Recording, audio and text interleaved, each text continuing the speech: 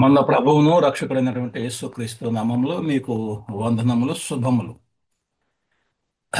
ఆరాధన అనేటువంటి అంశాన్ని మనము చెప్పుకుంటూ వస్తున్నాము. అందులో కొనసాగుతున్నాము. మూడు భాగాలు మనము ఆల్రెడీ చదవడం జరిగింది. నాలుగో భాగంలో ఉంటున్నాం. ఆరాధన అనగా ఏమి కాదు నేర్చుకుంటున్నాం. ఆరాధన అనగా ఏమి అనే సంగతిని నేర్చుకునే దానికి ముందుగా ఆరాధన అంటే ఏమి కాదో అని నేర్చుకుంటున్నాం. ఓకే. ఆరాధన అంటే ఏమి కాదో అనే పాయింట్లో అనే పాయింట్ ఆఫ్ వ్యూలో మనం ఇంతకుముందు గతంలో ఏం చూసుకున్నామంటే మానవుడు పొందేది ఆరాధన కాదు. అది ఆరాధన మానవుడు ద్వారా దేవుడు పొందేటువంటిది ఆరాధన అని చెప్పి తెలుసుకున్నాం. రెండో పాయింట్ ఏంటంటే ఆరాధన అనేది సమాజ సేవా కార్యక్రమాలు చేయుట కాదు. సమాజ సేవా కార్యక్రమాలు చేయుట ఆరాధన కాదు. ఆరాధన వేరు, సమాజ సేవా కార్యక్రమాలు వేరు అని నేర్చుకున్నాం. తర్వాత మూడవది, ఈ ఆరాధనకు ప్లస్ సేవా కార్యక్రమాలకి మీకు మధ్య వ్యత్యాసం కూడా చెప్పాను. అది చూడండి, పార్ట్ 3లో ఉంటున్నాయి. మీరు దీన్ని ఓపెన్ చేసుకుని పార్ట్ 3 చూసుకోగలిగితే అందులో ఆరాధన కార్యక్రమానికి సేవా కార్యక్రమాలకి మధ్య ఉన్నటువంటి వ్యత్యాసాన్ని నేను చెప్పు. ఓకే. ఆరాధన సేవా కార్యక్రమాలు రెండు మధ్యలో వ్యత్యాసాన్ని చెప్తున్నాను. ఈరోజు మనము ఏం నేర్చుకోబోతున్నామంటే దేవుని కొరకు మనము చేసే ప్రతి కార్యము ఆరాధన కాదు. దేవుని కొరకు మనం కొన్ని కార్యక్రమాలు చేయొచ్చు, అవన్నీ ఆరాధన కాదు. దేవుని కొరకే చేస్తాం. అది ఈ కార్యక్రమాలు దేవుని కొరకే చేస్తాం. ఇప్పుడు దేవుని కొరకు చేసేటువంటి ప్రతి కార్యము ఆరాధన అంటే కాదు. ఓకే. దేవుని కొరకు మనం చేసే ప్రతి కార్యక్రమము ఆరాధన కాదు.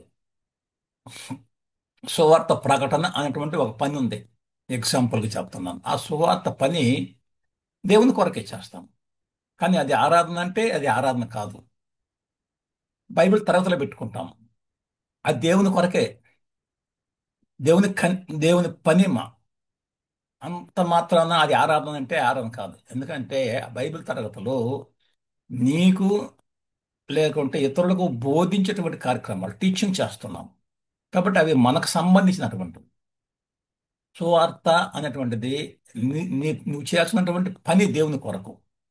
అది నీ బాధ్యత, నువ్వు చేసే వర్క్. ఆ సువార్త కానీ బైబిల్ తరగతులు కానీ స్త్రీల కూడిక. ఎవరు స్త్రీల కూడిక అంటే అర్థమైపోయింది. ఎవరి కొరకు చేస్తున్నారంటే స్త్రీల కొరకు చేస్తున్నాం, దేవుని కొరకు కాదు. దేవుని పని అంటే దేవుని పనే కాదు అని అనడం లేదు. మరలా అది తప్పుగా అర్థం చేసుకోకూడదు. అంటే ఇప్పుడు ఏం చెప్తున్నానంటే ఇది ఆరాధన కాదు. సువార్త ప్రకటన కానీ, బైబిల్ తరగతులు కానీ, స్త్రీల కూడిక కానీ, యవనస్తుల కూడిక కూడా పెడుతుంటాం. యవనస్తుల కూడిక అన్నప్పుడు అది యవనస్తుల కొరకే కేటాయించబడింది. స్త్రీల కూడిక అన్నప్పుడు ఆ స్త్రీల కొరకే కేటాయించబడింది. అక్కడే చెప్తుంది స్త్రీల కొరకు అని, ఇది యవనస్తుల కొరకు అని. అది దేవుని పనే మరి. అంత మాత్రాన ఇవి ఆరాధనలో కావు. సండే స్కూల్ పెడతాం. సండే స్కూల్ ఎవరి కొరకు అంటే చిన్నపిల్లల కొరకు. కాబట్టి ఇవి ఆరాధనలు కావు. ఎగ్జాంపుల్ అంటే దేవుని కొరకు మనం చేసే ప్రతి కార్యక్రమం కూడా ఆరాధన కాదు. ఇప్పుడు దేవుని కొరకు అంటే దేవుని కొరకే ఇవి. అపోస్తుల కార్యములో 2వ అధ్యాయము 42వ వచనం. అపోస్తుల కార్యములో 2:42. వీరు అపోస్తుల బోధ యందును సహవాసమందును, అపోస్తుల బోధ, సహవాసము, రొట్టె విరుచుట, ప్రార్థనలు చేయుట యందు ఎడతెగక ఉండిరి అంటాడు. ఓకే. అపోస్తుల బోధ ఉంది, టీచింగ్ ఉంది, సహవాసం ఉంటుంది, రొట్టె విరుచుట ఉంటుంది, ప్రార్థన చేయుట ఉంది, ఎడతెగక ఉండిరి అంటాడు. ఈ ఎడతెగక చేసేటువంటి ఈ కార్యక్రమాలు. ఓకే. కాబట్టి కొన్ని కార్యక్రమాలు మనం చేస్తుంటున్నాము దేవుని కొరకు, అవి అన్నీ కూడా ఆరాధన కాదు. ప్రతిదీ ఆరాధన కాదు. కొన్ని కార్యక్రమాలు ఆరాధన. రోమాపత్రిక 12వ అధ్యాయము 1-2 వచనాలు ఈ విధంగా చెప్తున్నారు. కాబట్టి సహోదరులారా, పరిశుద్ధమును దేవునికి అనుకూలమునైన సజీవ యాగముగా, దేవునికి అనుకూలమునైన సజీవ యాగముగా మీ శరీరములను ఆయనకు సమర్పించుకొనుడని దేవుని వాత్సల్యమును బట్టి మిమ్మల్ని బతిమాడుకొనుచున్నాను. ఇట్టి సేవ మీకు యుక్తమైనది అంటాడు. ఇట్టి సేవ మీకు యుక్తమైనది.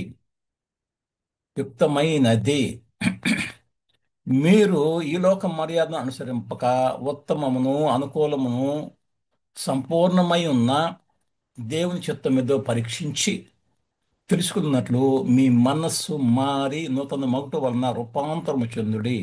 రూపాంతర కార్యక్రమము. ఇట్టి సేవ దేవునికి, లేకుంటే మనకు ఉ- యుక్తమైనది. ఇటు సేవ మీకు యుక్తమైనది. అంటే మీరు మనసు మార్చుకుంటే మీ హృదయాలు, మీ శరీరము సజీవ యాగముగా దేవునికి సమర్పిస్తే, ఇది ఏంటి ఈ కార్యక్రమం? అది నువ్వు మనసు మార్చుకున్నటువంటి కార్యక్రమం. ఇంకా ఏ కార్యక్రమము? ఇది సేవా కార్యక్రమము.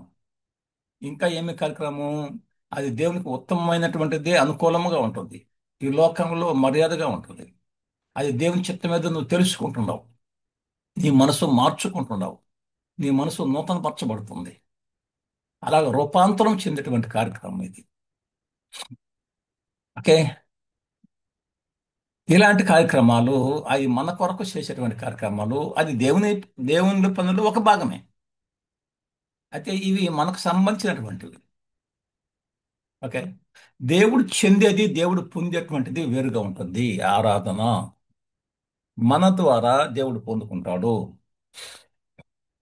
ఓకే. ఎగ్జాంపుల్, తూర్పు దేశపు జ్ఞానులు చేసినటువంటిది, ఒక యేసుక్రీస్తు జన్మించినప్పుడు, బాలుడుగా ఉన్నప్పుడు, వాళ్ళు ఆ నక్షత్రం చూసి చూడండి.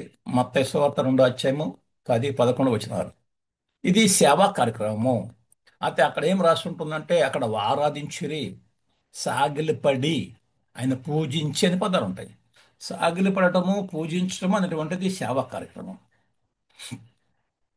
పూజ, వర్షిప్ అనే ఉంటుంది ఇంగ్లీష్లో, బౌ డౌన్ అనే ఉంటుంది.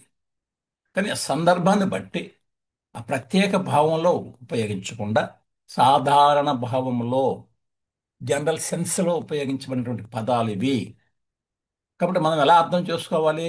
ఆ సందర్భాన్ని బట్టి అర్థం చేసుకోగలగాలి. ఎవరికి చేశారు అంటే దేవుడికే చేశాడు, యేసుక్రీస్తుకే చేశారు. సేవా కార్యక్రమాలు. ఓకే. 2 అధ్యాయం, మత్తయి సువార్త 2 అధ్యాయం.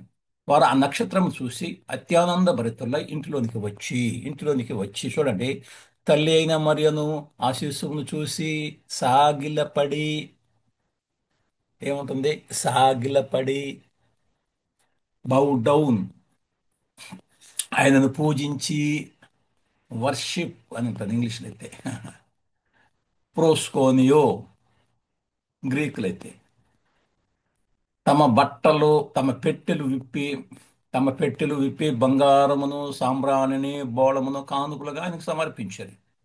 ఇవి కానుకలు ఇవ్వటము, సాంబ్రాణి ఇవ్వటము, బంగారు ఇవ్వటము, ఇవి కానుకలుగా ఆయనకు సమర్పించారు. కానుక ఇచ్చారు. ఇవి సేవా కార్యక్రమాల్లో ఒక భాగము. అలాగని ఇంకొక ఉదాహరణ, అబ్రహాం ఉన్నాడు, ఆతిథ్యం చేశాడు. పాత నిబంధనలో ఉంటుంది, ఆది కాండము 18 అధ్యాయం చూడండి. మొదటి నుంచి 5 వచనాలు చూడండి. అబ్రహాము ఆతిథ్యం చేశాడు. ఇది ఆరాధన కాదు, ఆతిథ్యము. ఇక్కడ కూడా బౌ డౌన్ అని కనిపిస్తుంది మనకు. 1 నుంచి 5 వచనాలు. మరియు మమ్రే దగ్గర ఉన్న సింధూర వనములో అబ్రహాము ఎండవేళల గోడారపు ద్వారమందు కూర్చుని ఉన్నప్పుడు యెహోవా అంటే దేవుడు, ప్రభువు.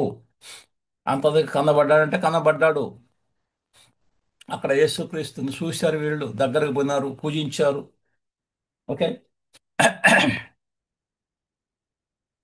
యెహోవా అతనికి కనబడెను. అతడు కన్నులెత్తి చూసినప్పుడు ముగ్గురు మనుష్యులు అతని ఎదుట నిలవబడి ఉండరి. ముగ్గురు మనుషులు అంటున్నారు. అతడు వారిని చూసి గుడారము వాకిట నుండి వారిని ఎదుర్కొనుటకు పరిగెత్తి నేల మట్టుకు వంగి పరిగెత్తినాడు, నేల మట్టుకు వంగినాడు. ప్రభువా, నీ కటాక్షము నా మీద నున్న ఎడల ఇప్పుడు నీ దోషని దాటిపోవద్దు. నేను కొంచెం నీళ్లు తెప్పిస్తాను, దయచేసి కాళ్ళు కడుక్కోనండి, మీ చెట్టు కింద అలసట తీర్చుకోండి, కొంచెం ఆహారం పుచ్చుకోండి, తెస్తాను, ఆహారం తెచ్చిదను, మీ ప్రాణములను బలపరుచుకోండి, తర్వాత మీరు వెళ్ళిపోవచ్చు. అది ప్రాణము. ఆహారం కొంచెం పుచ్చుకోండి. మీ ప్రాణాలు అంటే శ్రమ, నడిచి నడిచి నడిచి ఎండపడ అలిసిపోన్నారు కదా. అలిసినటువంటి వారికి ఏం కావాలి? ఆహారం కావాలి, దాహం కావాలి, ప్రాణాలకి బలము అంటే నెమ్మది కావాలి, రెస్ట్ కావాలి. కాబట్టి మీకు కొంచెం నీళ్లు తెప్పిస్తా, దయచేసి కాళ్ళు చేతులు కడుక్కోండి, చెట్టు కింద అలసట తీర్చుకోండి. ఇవి ఆతిథ్యము చేయుట. దేవుడికి చేయొచ్చు ఆతిథ్యము, మనుషులకు చేయొచ్చు ఆతిథ్యము. ఓకే, ఇవి సేవా కార్యక్రమాలు. అక్కడైతే మనకి ఎక్కడ ఏముందయ్యా, బౌ డౌన్ ఉంది కదా. ఇంగ్లీష్లో అయితే వర్షిప్ అనే ఉంటుంది డైరెక్ట్గా. అవును, వర్షిప్ అనే ఉంటుంది. ఆ యొక్క పరిస్థితులు బట్టి, ఆ సందర్భాన్ని బట్టి ఇవి జనరల్ సెన్స్ లో వాడబడినటువంటి పదాలు. వర్షిప్, బౌ డౌన్. ఓకే, షఖా అనే పదాలు అక్కడ వాడు.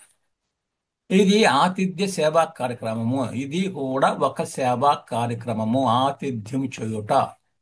అంటే ఈ రెండు సందర్భాలలో యేసుక్రీస్తునాడు, ఇక్కడ దేవుడు ఉన్నాడు, యెహోవా అంటాడు. కాబట్టి ఇవి ఆరాధన అంటే ఇవి ఆరాధన కాదు. ఇప్పుడు ఆరాధననే ఉంది కదంటే ఆరాధననే ఉంది, పదం అదే. ఇదే పదాన్ని రెండు చోట్ల వాడతాడు. జనరల్ సెన్స్ లో ఉపయోగించబడుతుంది, సాధారణ సెన్స్ లో, అలా స్పెసిఫిక్ సెన్స్ లో కూడా ఉపయోగించబడుతుంది. ప్రత్యేక భావము, అప్పుడు ప్రత్యేక భావములో ఎప్పుడైతే ఉపయోగిస్తాడో అప్పుడు ఆరాధన అవుతుంది. స్పెసిఫిక్ సెన్స్ లో వాడబడితే, జనరల్ సెన్స్ లో వాడబడితే, సాధారణ భావంలో వాడబడితే ఇది సేవా కార్యక్రమం. ఇలాగ ఒకే పదాన్ని రెండు సందర్భాలలో, జనరల్ సెన్స్ లో స్పెసిఫిక్ సెన్స్ లో వాడబడిన సందర్భాలు చాలా చోట్ల ఉంటాయి గ్రంథంలో, బైబిల్లో.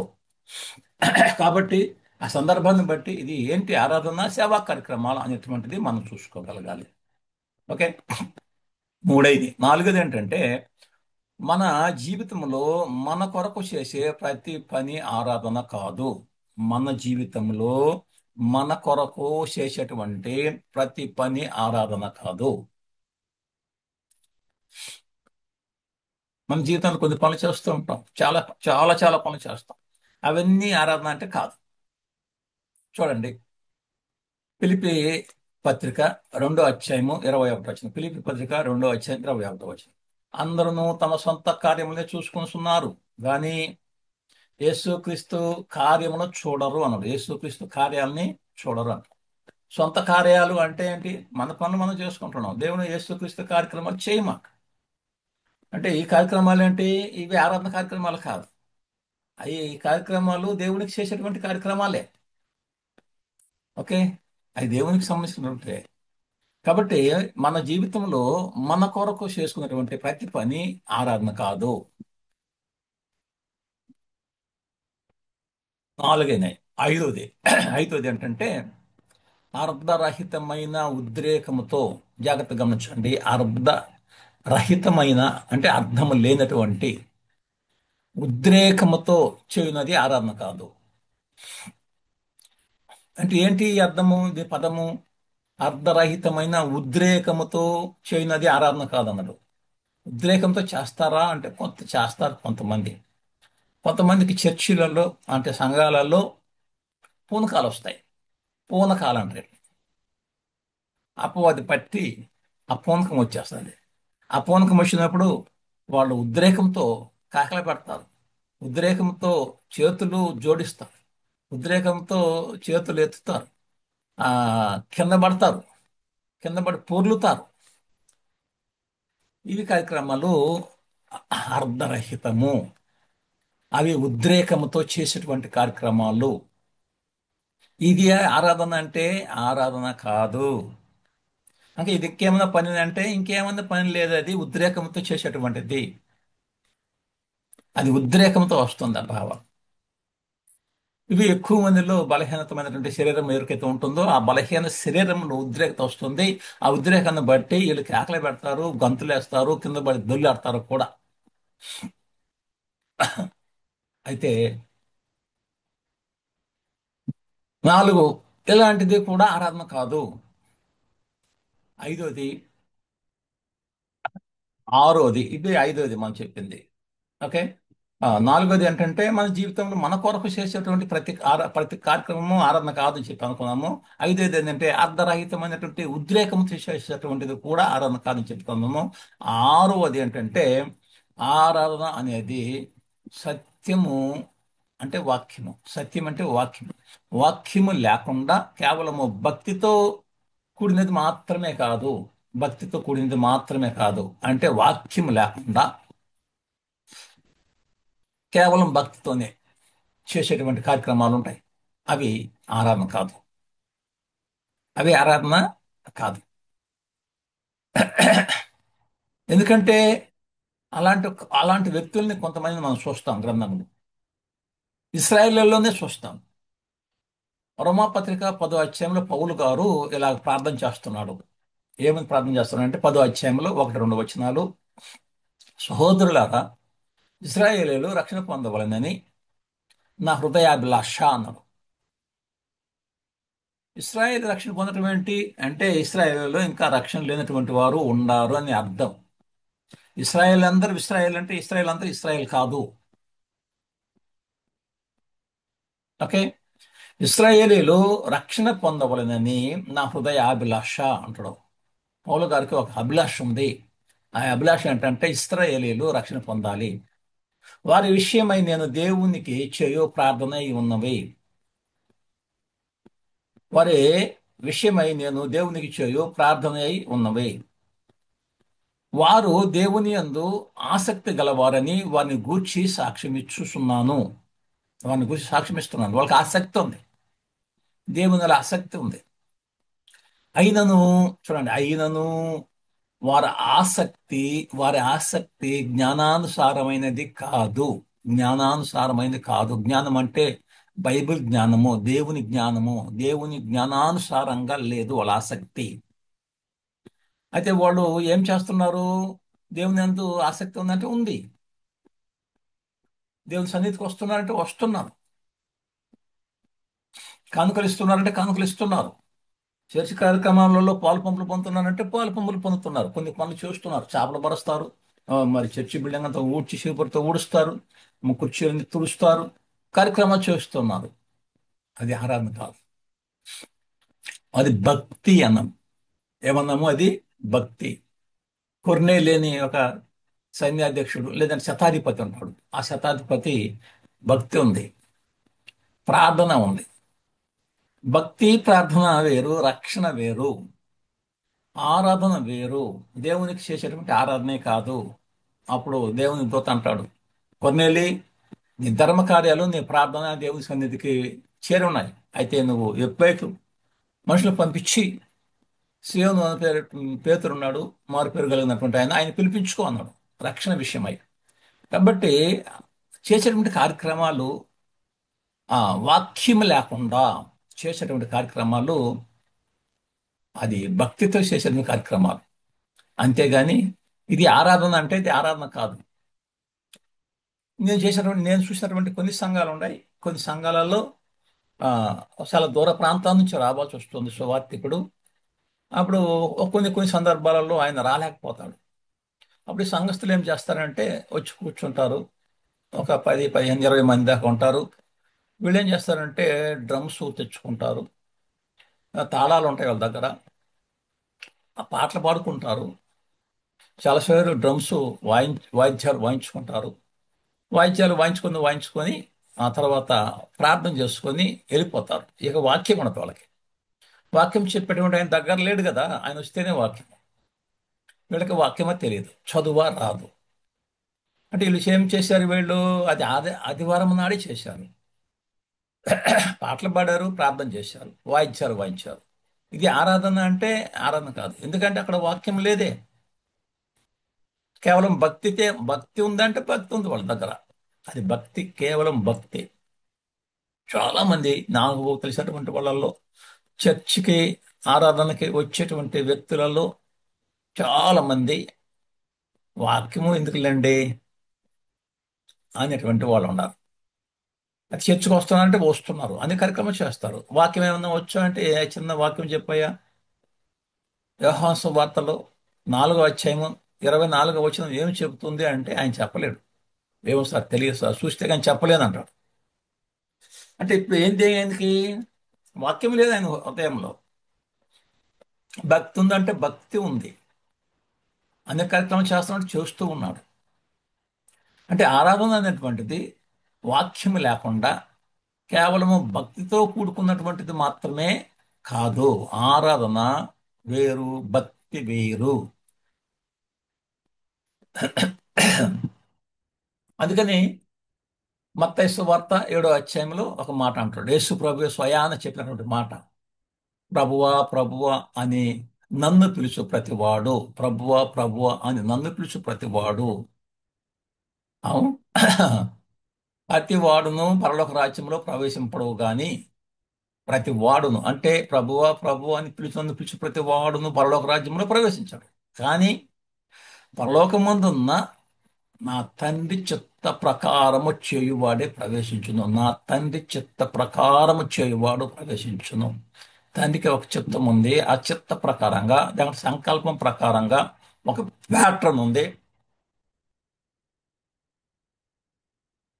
ఒక ఉపదేశ క్రమం ఉంది. ఆ ప్యాటర్న్ లో చేస్తేనే, ఆ దేవుని యొక్క చిత్తాన్ని నువ్వు అనుసరిస్తేనే ఆ దేవుని చిత్త ప్రకారం చేయువాడే ప్రవేశించునన్నాడు. కాబట్టి నీ భక్తి ఉండొచ్చు, అది వేరే విషయము. చాలా మంది భక్తితో ఉండి ఉండి భక్తితో చనిపోతారు చాలా మంది. ఇప్పుడు సత్యం చెప్పినాం అనుకో, ఇలాంటి ఇవన్నీ ఎందుకండి, మేము మొదటి నుంచి చర్చికి పోతున్నాం కదా, మాకు ఇవన్నీ ఎందుకు, మాకు యేసు ప్రభువే కదా మాకు ముఖ్యము అని అనేటువంటి వాళ్ళు చాలా మంది ఉన్నారు. వాళ్ళని నేను ఆ, వాళ్ళని చూసి నేను గర్వపడతాను, సంతోషిస్తాను కొన్ని విషయాలలో. కారణం ఏంటంటే వాళ్ళు భక్తితో ఉన్నారు. వాళ్ళ జీవితం అంతా ఇలా భక్తితోనే కొనసాగి భక్తితోనే చనిపోతారు.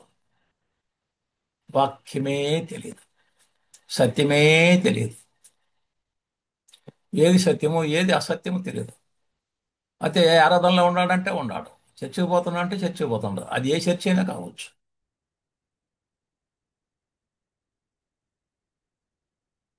ఓకే, తండ్రి చిత్త ప్రకారము చేయలేదు ఆయన. ఇంకొక వాక్యం కూడా చూస్తాం, సమూయేలు, 1వ సమూయేలు 15వ అధ్యాయం 22వ వచనం. 1వ సమూయేలు 15వ అధ్యాయము 22వ వచనం. అక్కడ సందర్భము సమూయేలు చిన్నపిల్లాడుగా ఉంటాడు. ఓకే, అందుకు సమూయేలు, సారీ, ఇది 15వ అధ్యాయం అంటే సౌలు గారు ఆ రాజుగా పరిపాలన చేసేటువంటి ఆ సందర్భం అది. సారీ అండి. ఆ సందర్భంలో దేవుడు ఏం చెప్తాడంటే, అమాలేకీయులు నాకు, నా జనాలకు, నా ప్రజలకు ద్రోహం చేశారు కాబట్టి అమాలేకీయుల్ని నిర్మూలం చెయ్యని చెప్పని సౌలుకి చెప్పి పంపిస్తాడు. అమాలేకీయులతో యుద్ధం చేస్తాడు సౌలు గారు, వాళ్ళని గెలుచుకుంటాడు. ఆ సందర్భం ఇది. ఓకే, అందుకు సమూయేలు తాను సెలవిచ్చిన ఆజ్ఞను ఒకడు గైకొనుట వలన యెహోవా సంతోషించున్నట్లు, ఒకడు దహన బలులను అర్పించుట వలన ఆయన సంతోషించునా అన్నాడు. ఆలోచించండి. ఆజ్ఞను గైకొనకుండా, దేవుడు చెప్పినటువంటి మాటను వినకుండా ఒకడు దహన బలులు ఇస్తే దేవుడు సంతోషిస్తాడా అనే ప్రశ్న. ఆలోచించము అంటాడు. బలులు అర్పించుట కంటే ఆజ్ఞను గైకొనుటయు, బలులు అర్పించుట కంటే ఆజ్ఞను గైకొనుటయు, పొట్టేళ్ల క్రొవ్వు అర్పించుటయు, మాట వినుటయు శ్రేష్టము. అంటే పొట్టెల కొవ్వును అర్పించుట కంటే, ఆలోచించండి, బలు అర్పించుట కంటే ఆజ్ఞను గైకొనుటయు, అంటే బలు అర్పించడానికంటే బెటర్ ఏంటంటే ఆజ్ఞ గైకొనుట. పొట్టేళ్ల కొవ్వును అర్పించుట కంటే మాట వినుట. అంటే బలుల కంటే కూడా శ్రేష్టమైనది ఏంటి? ఆజ్ఞను గైకొనుట. పొట్టేళ్ల కొవ్వు అర్పించిన కంటే శ్రేష్టమైంది ఏది అంటే మాట వినట. ఆజ్ఞను గైకొనటము, మాట వినటము శ్రేష్టము అంటారు. కాబట్టి ఇక్కడ ఏంటి బలులు ఇచ్చారంటే బలులు వేస్ట్. పోయి కొవ్విన పొట్టోళ్ళు ఇచ్చాడంటే ఆ కొవ్విన పొట్టేళ్ళైనా కూడా వేస్టే అని దీని అర్థం. ఓకే. ఆరాధన అనేది సత్యం లేకుండా కేవలము భక్తితో కూడుకున్నది ఆరాధన కాదు. భక్తి మాత్రమే ఉంటే అది ఆరాధన కాదు. ఓకే. ఇంకొకటి ఏంటంటే ఏడవది, ఒక క్రమము లేకుండా, అంటే ఒక ప్యాటర్న్ లేకుండా స్వేచ్ఛాయుతమైనది అది ఆరాధన కాదు. చేయొచ్చు, అది ఒక క్రమం లేకుండా చేస్తారు కొంతమంది. అది స్వేచ్ఛగా ఉండాలనుకుంటారు. స్వేచ్ఛాయుతమైనటువంటిది ఆరాధన కాదు. ఒక క్రమం లేకపోతే అది ఆరాధన కాదు. కొంతమంది దాన్ని ఏమంటామంటే బైబిల్ ప్రకారంగా అది స్వేచ్ఛ ఆరాధన అంటాడు. ఆరాధనలో రకం స్వేచ్ఛ. ఆయన ఆ వ్యక్తికి ఇష్టం ఉన్నట్టు ఉండాలి. సువార్తికుడు కూడా అలా ఫాలో కావాలి. ఆయన వ్యక్తిత్వానికి ఆయనకు ఉన్నటువంటి స్వేచ్ఛని మనము భంగం చేసినాం అనుకో, అతనికి చర్చకు రాడు, మానేస్తాడు. ఎందుకంటే ఆయనకు స్వేచ్ఛ లేదు. నాకు స్వేచ్ఛ లేదు పాస్టర్, నన్ను గౌరవించలేదు సువార్తికుడు అంటే ఆయనకి స్వేచ్ఛగా ఉండాలి. ఆయన ఏ మాట అటు కదిలిస్తున్నామో వెళ్ళిపోతాడు ఆయన. కారణం ఏంటంటే స్వేచ్ఛ లేదని ఆయనకి. ఆయన చెప్పినట్టుగా కానీ ఉంటే సంఘంలో ఉంటాడు ఎంతకాలమైనా. అది ఒక క్రమం లేకుండా స్వేచ్ఛాయుతమైనటువంటిది ఆరాధన కాదు. ఆయన కాళ్ళు, కాళ్ళ కింద ఒక కూర్చోటానికి ఒక కుర్చీ, రెండు కుర్చీలు ఉండాలా కాళ్ళు చాపుకోవటానికి. నేల మీద కూర్చున్నా ఒకవేళ కాళ్ళు చాపుకుంటాడు ఆయన. కాళ్ళు పారబెట్టుకుంటాడు. అది కాళ్ళు నొప్పులు ఉండొచ్చు, మూసులు మొత్తుకులు ఉండొచ్చు. ఆ ప్రత్యేకంగా ఒకవేళ అలాంటి ఏదన్నా అనారోగ్య స్థితిలో ఉంటే అది వేరే విషయం. కానీ కొంతమంది అన్ని చేయగలిగి ఉండి కూడా అలా కూర్చున్నటువంటి వాళ్ళు, స్వేచ్ఛగా ఉన్నటువంటి వాళ్ళు, వాళ్ళకి నచ్చినటువంటిగా ఉన్నటువంటి వాళ్ళు ఆరాధన కోరుకుంటారు. అది తప్పు. ఆ ఆరాధనకి ఒక నియమం ఉంది. ఆరాధనకి ఒక క్రమం ఉంది. ఆరాధనకు ఒక నిబద్ధత ఉంది. అలా నిబద్ధతతో చేసేటువంటిది ఆరాధన. అలా ఒక క్రమంగా చేసేటువంటిది ఆరాధన. క్రమం లేకుండా చేసేటువంటిది ఆరాధన కాదు. నిర్గమకాండము 20 అధ్యాయము 8-9 వచనాలు మనం చూస్తాం. 8-9 వచనాలు. విశ్రాంతి దినమును పరిశుద్ధముగా ఆచరించుటకు జ్ఞాపకం ఉంచుకో. 10 ఆజ్ఞలలో ఒక ఆజ్ఞ. విశ్రాంతి దినమును పరిశుద్ధముగా ఆచరించుటకు, పరిశుద్ధంగా ఉండాలి ఆరాధన. 6 దినములు నువ్వు కష్టపడి నీ పని అంతా చేయవలెను. 6 దినాలు నీ పని అంతా చేసుకో. విశ్రాంతి దినం అయితే పరిశుద్ధంగా ఆచరించు అన్నాడు. అంటే పరిశుద్ధంగా ఆచరించేటువంటిది ఆరాధన. నీ పని అంతా 6 దినాలు చేసుకో. అపోస్తల కార్యాలు 20 అధ్యాయం 7వ వచనం.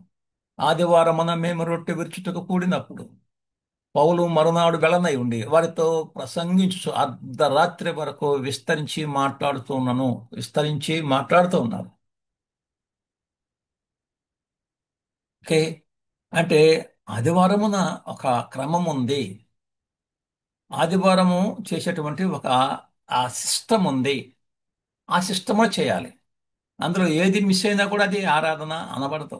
ఆదివారం అయితే మిగతా రోజులలో చేసుకోవచ్చు, అది వేరే విషయం. కాబట్టి ఆరాధన అంటే ఏంటో చూడండి. ఒక క్రమం ఉంటుంది. క్రమం లేకుండా ఉంటేది ఆరాధన కాదు. యోహాను సువార్త 4వ అధ్యాయం 24 వచ్చింది. దేవుడు ఆత్మ గనుక ఆయన ఆరాధించువారు ఆత్మతో, అది సిస్టమ్, అది ఆత్మతో చేయాలి. సత్యముతో, వాక్యము ద్వారా చేయాలి. దేవుడు ఆత్మ. ఆయన ఆరాధించేటువంటి వాళ్ళు ఆత్మతో సత్యముతో చేయాలి, ఆరాధించాలి. కాబట్టి 4 యెషయా గ్రంథము 42 అధ్యాయము 21 కూడా ఒకసారి చూస్తాము. యెషయా గ్రంథము 42 అధ్యాయము యెహోవా తన నీతిని బట్టి సంతోషము గలవాడై, యెహోవా తన నీతిని బట్టి సంతోషము గలవాడై, ఉపదేశ క్రమము ఒకటి ఘనపరిచి గొప్ప చేసెను. ఘనపరిచి ఉపదేశ క్రమము ఒకటి ఘనపరిచి గొప్ప చేసెను. యెహోవా తన నీతిని బట్టి సంతోషము గలవాడై, ఉపదేశ క్రమము ఒకటి, ఉపదేశ సిస్టమ్ ఉంది, ఒక ప్యాట్రన్ ఉంది. ఆ ఉపదేశ క్రమము లేకుండా ఆరాధన చేయకూడదు. రోమా పత్రికలో కూడా ఒక మాట చదువుకొని ముగించుకుందాం. 6వ అధ్యాయము 17వ వచనం, 6:17. రోమా పత్రిక 6:17. సహోదరులారా, మీరు నేర్చుకున్న బోధకు వ్యతిరేకముగా భేదములను ఆటంకములను కలుగజేయు వారిని కనిపెట్టి ఉండుడని మిమ్మల్ని బ్రతిమాలుకొనుచున్నాను. వాళ్ళ నుండి తొలగిపోండి. మీరు నేర్చుకున్నటువంటి బోధకు వ్యతిరేకంగా భేదాలు ఆటంకాలు కలుగజేయ వారిలోంచి కనిపెట్టుకొని ఉండి మిమ్మల్ని వాళ్ళ నుంచి వేరుగా పొమ్మని చెప్పని నేను బతిలాడుకుంటున్నాను. నేను బతిలాడుతున్నాను. కాబట్టి ఒక ఉపదేశ క్రమం ఉంది. ఉపదేశ క్రమం లేకుండా చేసేటువంటిది ఆరాధన కాదు. ఒక క్రమం లేకుండా వాళ్ళు స్వేచ్ఛగా చేస్తుంటారు, వాళ్ళకి వాళ్ళకి నచ్చినట్టుగా చేస్తుంటారు. అది ఆరాధన కాదు. 7 సంగతులు మనం నేర్చుకున్నాం. ఓకే. దేవుని చిత్తమైతే రాబోయే తరగతిలో ఆరాధన అనగా ఏమిటో నేర్చుకుంటాం. ఇప్పుడు నేర్చుకున్నటువంటి ఈ సంగతులన్నీ కూడా ఆరాధన కాదు, సేవా కార్యక్రమాలు. ఏదైతే ఆరాధన కాదో అవి నేర్చుకున్నాం ఇప్పుడు. ఒక క్రమం లేకుండా స్వేచ్ఛాయుతంగా చేసేటువంటిది అది ఆరాధన కాదు అని చెప్తున్నాం. ఆ సత్యము లేకుండా భక్తితో చేసే కేవలము భక్తే, వాక్యం అనేటువంటిది లేదు అనేటువంటిది ఆరాధన కాదు.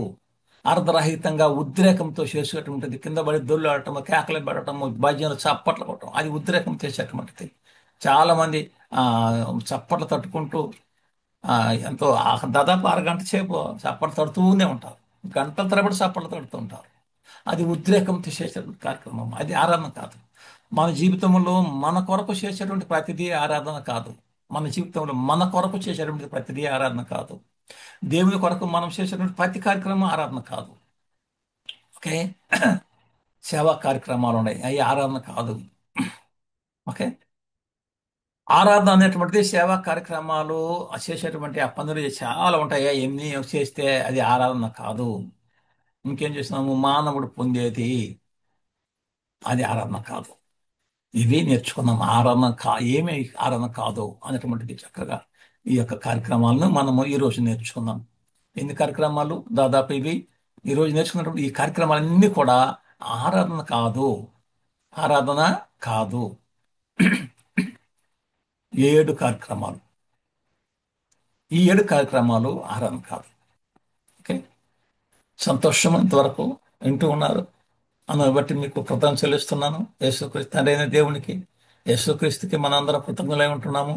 మీరందరూ క్రమంగా వీక్షిస్తూ ఉండండి, లైక్ చేస్తూ ఉండండి, ఇతరులకు షేర్ చేసుకోండి.